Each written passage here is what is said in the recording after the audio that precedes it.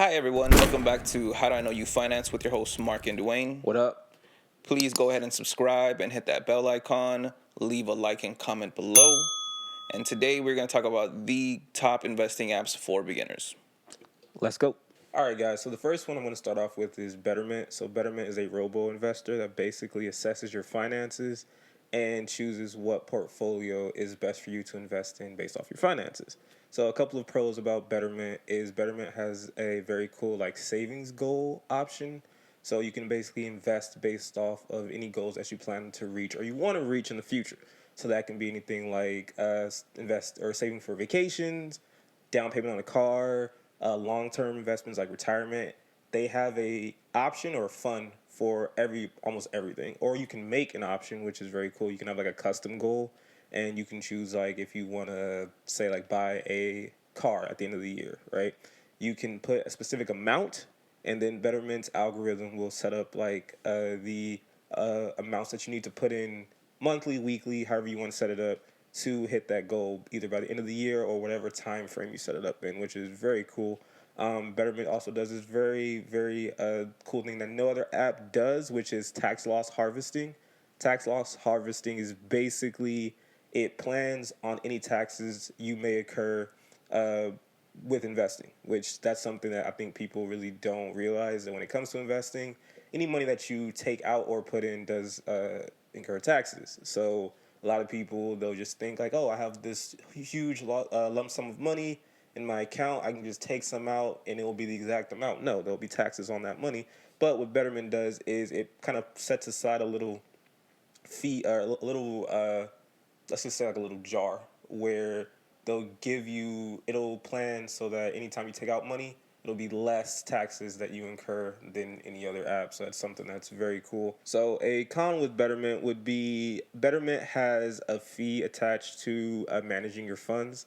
It's 0.25% annually of everything that's managed in Betterment. So all your assets, anything that you invest in Betterment, by the end of the year, you have to pay a 0.25% fee on that. Now, it's not a huge fee because some other apps do incur a little bit of a larger fee, but it's something to keep in mind because if it's something that you just passively want to use and you don't plan on putting a lot of time and effort into Betterment, you have to be mindful that at the end of the year, that fee will occur. So just be mindful of that. Also, there is no direct indexing on Betterment. So you can't buy, Amazon stock on Betterment, Apple. It's all based off portfolios. That's based off of your assets and savings accounts that you have. So if you were to look for something that you have a little bit more control of, then there's a couple other apps that we can go into about that.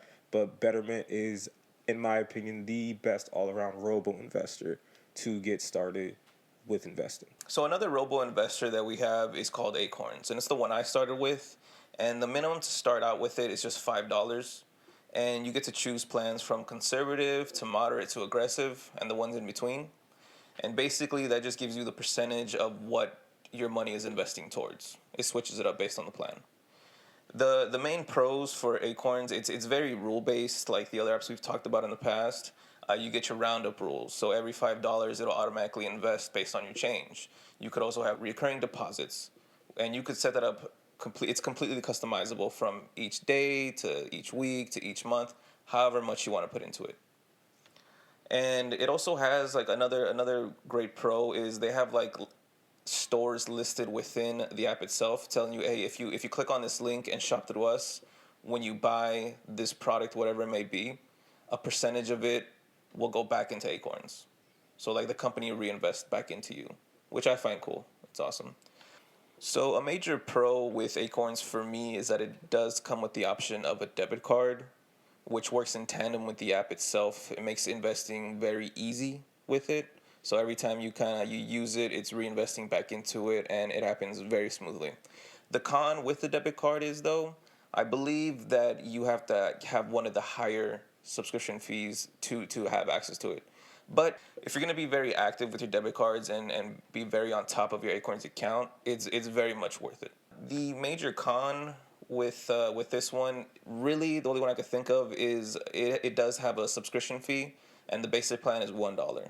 If you want the higher stuff, I believe it goes $3 to $5 if you want the higher stuff. All right, so for the people who don't like the idea of robo investors and they want a little bit more control over their money and finances, in my opinion, the overall best app to just start investing with would be Robinhood. Robinhood offers you the ability to trade stocks, ETFs, and even cryptocurrency. Which, if you guys want to jump into that, go right ahead. But it offers you the ability to do all of that on one app. It's very easy to use, which is another great pro when it comes to Robinhood. So basically, anyone can jump into it. It's very easy to navigate on the app. So a con with Robinhood that for anyone who's very particular about their money, the customer service, there is some reviews that say the customer service isn't that great. So for people who are very particular about their money, for me, I look at it like customer service issues occur with everything, so you have to be mindful of that. However, if you are, like I said, very particular about your money, their customer service does kind of get some bad reviews, so that's something to be mindful of. Another thing that Robinhood doesn't do is it does not automatically reinvest your dividends. So all the apps that we mentioned, basically when you invest, you get dividends. So basically that's the money you would earn based off your investments. Most of these apps reinvest that money automatically for you, so you don't have to really think about it. With Robinhood, it does not. So basically, you get that money. So for people who, the main, I guess, idea of investing is whatever you make from investing, you basically reinvest back into your funds. So with Robinhood, you get that money. So I would say be very mindful that any money that you do earn from Robinhood, it's okay. If you do want to keep that money, you can, but the smarter idea would be just to reinvest that money, so be very mindful of that. Also, with Robinhood, it does not offer any fractional investments or like fractional shares. So pretty much that idea is if you wanted to buy, like say, Apple, Amazon, Disney stock, you have to come up with the entire amount that stock costs. So I believe Amazon's like $2,000 or whatever. You have to come up with that $2,000 to buy that stock. So definitely take a look into Robinhood if you want that control of investing your money and your funds. So another one we have, it's called Stash. And the major pro with Stash is that you can buy stocks in fractions. So whatever money you want to put in from $5 to $10, it's all like, you could break it down to 1/100th of a stock. You could just put in that much and it'll buy it for you. Which is, I don't think any other app does that, because every other app, it makes you buy the full stock, whatever it costs, one whole share of it. With this one, you could build up to getting that one share, which is, it's working out for me. It's awesome. And in the app itself, there's a couple ways that you can buy those stocks. First, they have roundup rules and reoccurring rules. And that one you could directly deposit it into like a fund itself to like, hey, this is the cash you have to invest in whatever stocks you choose. And once you buy a stock, it gives you the option to have the reoccurring rule drop directly into those stocks.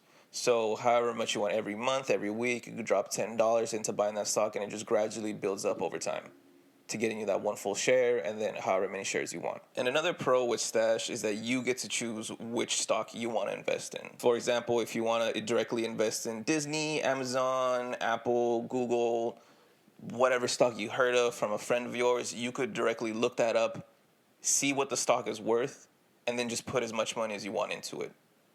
I like that personally because it's the most control that you have compared to the robo investors, which all they do is it's very algorithm based and like to maximize your returns based on what portfolio you choose. But this one, it's basically just you doing the research on what company you want to invest in, and then you kind of just you roll the dice. The major con with Stash is it is based on subscription fees from $1 to $9, and depending on what plan you choose, it gives you more options to do stuff. Personally, me, I stick with the $1 one because that's all I need it for. But again, please, when you get into this app, please do your research to see what is that you need from the app itself and what you want to use it for. Another major con with Stash is it doesn't account for the tax strategy when you're taking your money out. So you have to know the rules and you have to be very mindful of what you will get taxed when you withdraw from the stock itself. So another con for Stash is that there is no human advisor within the app, which means you're completely in control of all the decisions. So you just have to be mindful of everything that you do and know that anything that is happening is completely based on your decisions alone. So those are four of the top investing apps for beginners.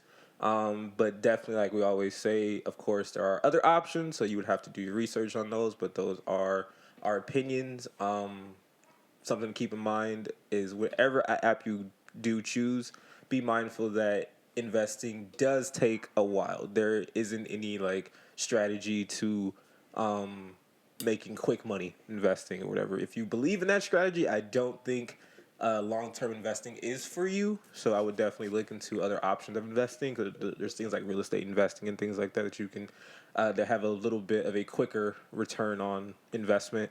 However, when it comes to long-term investment, be prepared that it is a marathon. So you have to be diligent, be mindful of your spending, budget, and continue to invest in the apps or whatever you're going to invest into to see a great return at the end of it. A lot of these apps, basically, they plan for 20, 30, 40 years into the future. They don't really plan for 2 to 3 months or 1 to 2 years and things like that. So just be mindful of that. So let us know if you have any other questions, if it has to do with credit, other investing strategies, other savings apps. Let us know in the comments below. We'll look into it and we'll make a video for you guys. Also, please let us know if there's any other tips or financial strategies that you guys know of. We're all about empowering each other to help each other's financial wellness grow. So definitely please comment below. Of course, like the video, subscribe, hit that bell icon for any other videos that we post on finances, or if you guys like the podcast as well that we do, and just continue to support us, please. And with that being said, let's go.